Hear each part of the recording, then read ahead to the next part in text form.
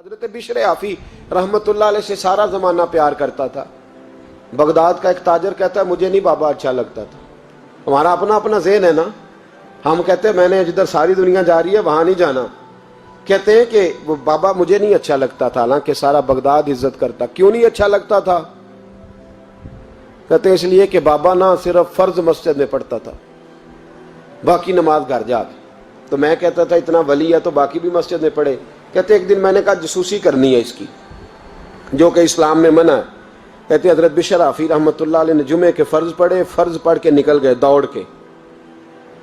فرماتے ہیں میں پیچھے ہو گیا. میں نے کہا میں نے سنتیں چھوڑ دی ہیں پر اس کا پتہ کرنا ہے, سنت نفل بعد میں پڑھوں گا. کہتے ہیں حضرت بشر آفی جلدی سے نا ایک کباب والی دکان پہ گئے, وہاں سے کباب خریدے. اور میں نے کہا بوڑھے کی عمر دیکھو اور اس کے ذائقے دیکھو, اس عمر میں بھی کباب کھائے گا. اوئے ہوئے, مولوی کو روٹی نے ستایا تھا اس لیے سنت اور نفل چھوڑ آیا ہے. کہتے ہیں تھوڑا سا وہ آگے بڑھے تو نان بھائی کی دکان سے نا نان خریدے. میں نے کہا دیکھو یار, دیکھو اس کے ذائقے, گرم نان کھائے گا. بہت سارے لوگ بغداد میں رات کی روٹی کھاتے پر یہ گرم کھاتا ہے. کہتے ہیں حضرت وہ نان اور کباب لے کے نا جنگل کی طرف مڑے تو میرے دل میں خیال آیا یار بڑا ہی اس آدمی کا عجیب ذہن ہے, یہ اب سبزے پہ بیٹھ کے یہاں موج کرے گا, کھائے پیے گا, اور سنت نفل چھوڑ دی, اللہ ہزاروں مرید ہیں. کہتے ہیں حضرت جنگل میں داخل ہوئے, تھوڑا سا سفر کیا تو کچی آبادی آ گئی. کچی آبادی, ایک کچے مکان کی ٹوٹا ہوا دروازہ, باہر سے کنڈی لگی. بغداد کے ننگے پاؤں چلنے والے ہزاروں مریدوں کے اس پیر نے کنڈی کھولی, اندر گئے. ایک فالج زدہ بابا جی بیٹھے. کہتے ہیں حضرت بشر آفی نے اپنی پگڑی کھولی اور اس آدمی کے منہ سے پانی نکل رہا تھا, رال ٹپک رہی تھی. کہتے ہیں پہلے اپنی پگڑی سے منہ صاف کیا, پھر پیالے سے پانی ڈال کے منہ دھویا, پھر حضرت اس کے ٹانگوں پہ کپڑا ڈال کے روٹی کا لقمہ توڑ کے اس کے منہ میں ڈال کے کہنے لگے بابا ناراض نہ ہونا, جمعے والے دن مجھے دیر ہو جاتی ہے, ابھی تو میں نے سنت اور نفل بھی پڑھنے ہیں, ناراض نہ ہونا مجھے دیر ہو جاتی ہے. کہتے ہیں وہ بابا رو پڑا اور کہنے لگا بشر یار 14 سال ہو گئے تو روز آتا ہے. 14 سال, یہ 1 صدی کا قصہ ہے, 2-4 برس کی بات نہیں. 14 سال سے تو روز آتا ہے. میں پتہ نہیں کب تک لاش بنے پڑا رہوں گا, تو کب تک آئے گا؟ حضرت بشر آفی نے بابے کے یہاں سے پوچھ کے کہا بابا فکر نہ کر, آج کے بعد یہ جملہ نہ کہنا کہ تو میرے لیے بوجھ ہے. فرمایا لوگ سمجھتے ہیں کہ میں نے عبادت کر کے مقام پایا ہے, لوگ سمجھتے ہیں میں نوافل زیادہ پڑھتا ہوں, دنیا جانتی ہے کہ میری رات کی تسبیح زیادہ مضبوط ہے, پر میں ان میں سے کوئی بات بھی نہیں. میں تو تیری نوکری کرتا ہوں تو اللہ نے میری عزتوں میں اضافہ فرما دیا ہے. سوچ ہی صاف نہیں, نظریہ ہی ٹھیک نہیں, فکر ہی ٹھیک نہیں. اسلام نظریے کا مذہب ہے, سوچ کا. مسند امام احمد بن حنبل کی حدیث سنی, حضرت انس بن مالک فرماتے ہیں جب انسان نے روزہ رکھا ہوتا ہے نا تو روح ویسے ہی پاک ہوتی ہے اس کی. میں نے یہ سوچا کہ کچھ باتیں ایسی کی جائیں جس سے تھوڑی سی سوچیں بھی تبدیل ہو, کچھ سوچوں کا وضو, سوچوں کا غسل, افکار و نظریات کی بھی بات ہو. ہم سمجھتے ہیں کہ شاید کثرت عبادت اصل ہے.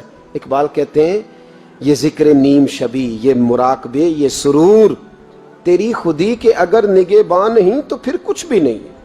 تیری خودی کے اگر, اور پھر عام چیز نہیں کہا یہ ذکر نیم شبی, سویرے شہری کا ذکر, یہ مراقبہ, یہ جو تو گھنٹوں اللہ کی یاد میں بیٹھا رہتا, یہ سرور. کہتے بے کیف عبادت نہیں, سرور والی. یہ ذکر نیم شبی, یہ مراقبے, یہ سرور, تیری خودی کے اگر نگہباں نہیں, اگر تیرے نظریے کو نہیں بدل سکے, تیری سوچ نہیں بدل سکے, تیرا ایمان مضبوط نہیں کر سکے, تیری خودی کے اگر نگہباں نہیں تو پھر کچھ بھی نہیں. اور خرد نے کہہ بھی دیا لا الہ الا اللہ تو کیا حاصل, دل و نگاہ, دل و نگاہ, دل و نگاہ اگر مسلمان نہیں تو پھر کچھ بھی نہیں. دل و نگاہ. اقبال کہتے ہیں ایک دل کا کلمہ پڑھ, دوسرا نظر کا کلمہ پڑھ, ان پہ پابندی لگا.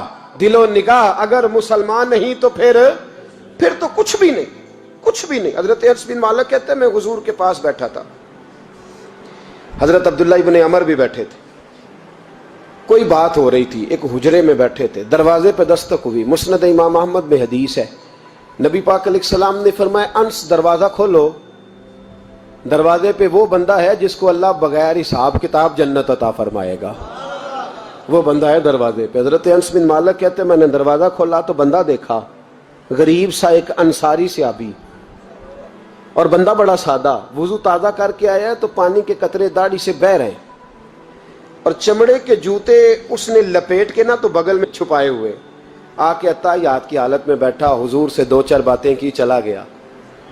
ہم اس کا رنگ دیکھتے رہے اور مصطفیٰ کا کرم دیکھتے رہے۔ اس کو حضور نے جنتی کہا ہے۔ کہتے ہیں اگلے دن اسی ٹائم اسی وقت ہم حضور کے پاس بیٹھے تھے، پھر دروازے پہ دستک ہوئی، حضور نے فرمایا دروازہ کھولو، دروازے پہ وہ بندہ ہے جسے اللہ بغیر حساب کتاب جنت عطا فرمائے گا، بغیر حساب۔ کہتے ہیں دروازہ کھولا، اور جیسے ہی میری نظر پڑی، بندہ بھی وہی ہے جو کل آیا تھا، اور انداز بھی وہی ہے جو کل تھا، اسی طرح پانی کے قطرے، اسی طرح جوتے بغل میں، السلام علیکم، کل حضور فلاں بات کی تفصیل پوچھنی مجھ سے رہ گئی تھی، غلطی ہوگی، دوبارہ آیا ہو۔ اس نے اپنی گفتگو کی، چند جملوں میں بات سمیٹی، چلا گیا۔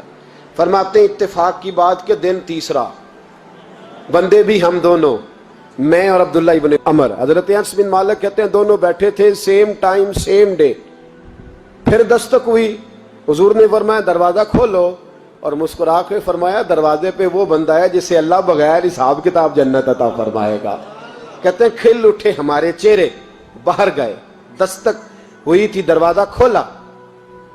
فرماتے مجھے یقین تھا وہی ہوگا جو 2 دن پہلے آیا تھا، اور میرے یقین کے مطابق ہی کام ہوا، وہی بندہ تھا جو کل بھی تھا، جو پرسوں بھی تھا، حالت اور کیفیت اور انداز بھی وہی تھا، پانی کے قطرے بہ رہے ہیں، اور اس شخص نے جوتے بغل میں دبائے ہوئے خدمت میں حاضر ہوا، بیٹھ گیا، بات چیت کی، چلا گیا۔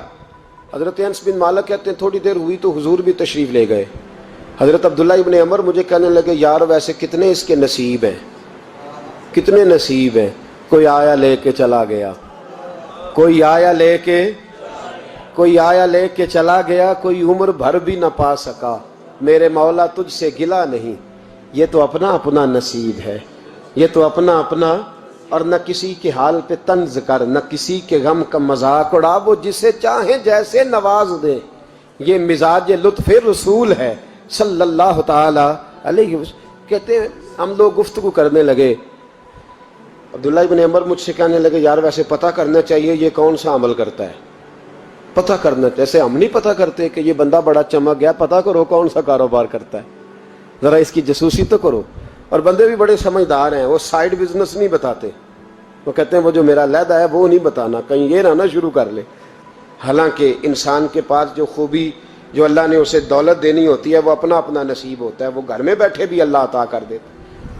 وہ کہتے ہیں کہ پتہ کرو کیا عمل کرتا ہے، تو حضرت عبداللہ ابن عمر کہتے ہیں میں اس کے پیچھے ہو گیا، اس سے سلام لی، تو میں نے کہا مجھے 2-3 دن کے لیے مہمان بنا لو گے، مان نہ مان میں تیرا مہمان، 2-3 دن کے لیے مہمان بنا لو گے؟ تو کہتے ہیں مجھ سے کہنے لگا کوئی گھر میں جھگڑا ہو گیا، کیونکہ پڑوس میں تو تمہارا، قریب ہی تو تمہارا گھر ہے، میرے مہمان بننے کو جھگڑا ہے؟ تو میں نے کہا چلو ایسے ہی سمجھ لو، پر مجھے مہمان بنا لو۔ کہتے ہیں میں 3 دن اور 3 راتیں اس شخص کے ساتھ رہا، وہ کتنا صدقہ کرتا ہے میں نوٹ کرتا رہا، نماز کتنی پڑھتا ہے، اس کا کیا، میں چاہتا تھا کہ وہ عمل مجھے ملے، اس کی برکت سے مصطفیٰ نے اسے 3 مرتبہ جنتی فرمایا ہے، تاکہ وہ کیفیات مجھے بھی ملیں۔ حضرت عبداللہ ابن عمر کہتے ہیں کہ میں نے کوئی خاص چیز نہیں دیکھی، وہ عشاء پڑھتا تو فجر تک بستر پہ کروٹیں لیتا، اور میں الحمدللہ اٹھ کے تہجد بھی پڑھتا، نوافل بھی پڑھتا۔ کہتے ہیں وہ 1 سپارہ پڑھتا، میں 3 پڑھتا۔ فرماتے اس نے 3 دنوں میں کھجور بھی صدقہ نہیں دی، کہ کھجور بھی، اور میں نے بڑے بڑے غریبوں کی مدد کی۔ میں کہنے لگا کہ عمل تو میرا زیادہ ہے اس سے، پھر خوبی کیا ہے؟ خاص توجہ کرنا، اسلام اور دین کا جو فکری اساس ہمیں صحابہ نے دی۔ حضرت عبداللہ ابن عمر کہتے ہیں میں نے تیسرے دن اسے کہا بھائی اللہ تیرا بھلا کرے، تو نے بڑی خدمت کی، میں نے جانا ہے میرا کوئی جھگڑا نہیں ہوا تھا، میں تو بس تیرا عمل دیکھنے آیا تھا کہ تو عمل کیا کرتا ہے۔ تو وہ صحابی کہتے ہیں مجھے کہنے لگے یار تو میرا عمل دیکھنے آیا تھا، مجھے بتا تو صحیح کیا نے، اور کیوں دیکھنے آیا میرا عمل، تجھے کیا ضرورت پڑی میری جاسوسی کی؟ تو کہتے ہیں مجھ سے جب اس نے سوال کیا تو میں نے اس کو کہا بھائی تو 3 دن آیا نا ہم بیٹھے ہوئے تھے؟ کہا ہاں میں آتا رہا ہوں۔ کہا 3 دن نبی پاک نے فرمایا اللہ تجھے بغیر حساب کتاب جنت عطا فرمائے گا۔ تو میں چاہتا تھا کہ میں ذرا جاسوسی کروں، ذرا دیکھوں، کھوج لگاؤں کون سا ایسا عمل ہے، آپ بھی ذرا دھیان دیجئے گا، کون سا ایسا عمل ہے، حالانکہ تو عشاء پڑھتا ہے اور اٹھ کے فجر پڑھتا ہے، میں تہجد بھی پڑھتا ہوں، تیرا سپارہ 1 ہے میرے 3 ہے، کون سا ایسا عمل ہے جس کے سبب تجھے جنت ملے گی؟ تو کہتے ہیں وہ صحابی کہنے لگے یار کوئی ایسا عمل نہیں، کوئی شے نہیں، میں اس قابل ہی نہیں، من نانم کے من دانم، جو میں ہوں مجھے پتا ہے۔ کہا پھر کوئی بات تو ہوگی، تیری مہربانی بتا دے، میں نے 3 دن 3 راتیں محنت کی ہیں، بتا دے۔ کہتے وہ کہنے لگے اگر تجھے بتاؤں نا تو پھر سن، میں جب رات کو سوتا ہوں تو اپنے دل پہ نظر ڈالتا ہوں، اور سویرے جب اٹھتا ہوں تو پھر اپنے دل پہ نظر ڈالتا ہوں، موبائل پہ نہیں، کنجی پہ نہیں کہ چابیاں کدھر ہیں، بٹوے پہ نہیں، میں رات کو سوتے ہوئے بھی اپنے دل پہ نظر ڈالتا ہوں، سویرے اٹھتے ہوئے بھی میں سب سے پہلے اپنے دل پہ نظر ڈالتا ہوں۔ فرماتے ہیں الحمدللہ میرے دل میں کسی کا حسد نہیں ہے، کسی کے بارے میں کوئی کینہ نہیں ہے، کوئی کسی کے بارے میں میل نہیں، میں اللہ کے ہر بندے کے بارے میں سوچ، نظریہ، فکر اچھی رکھتا ہوں۔ اور فرمایا میں تیرے بارے میں بھی عبداللہ یہی سوچتا ہوں کہ تو مجھ سے زیادہ نیک ہے۔ الحمدللہ اس وقت بھی میرا ذہن یہ ہے کہ انس بن مالک مجھ سے زیادہ پرہیزگار ہے، اس وقت بھی میری سوچ یہ ہے کہ محبوب کے سب صحابہ میں سب سے کمزور میں ہی ہوں۔ نابد عبداللہ ابن عمر کہتے ہیں میں نے اس کا ہاتھ چوما، میں نے کہا سمجھ آ گئی ہے، تیرا نظریہ، تیری سوچ پکی اور سچی مسلمان ہے، تو دل اور روح کا مسلمان ہے، تو نظر اور روح کا مسلمان ہے۔ یہ سبب ہے کہ اللہ کے رسول نے زمین پر چلتے ہوئے بھی تجھے 3 دفعہ جنت کی بشارت عطا فرما دی۔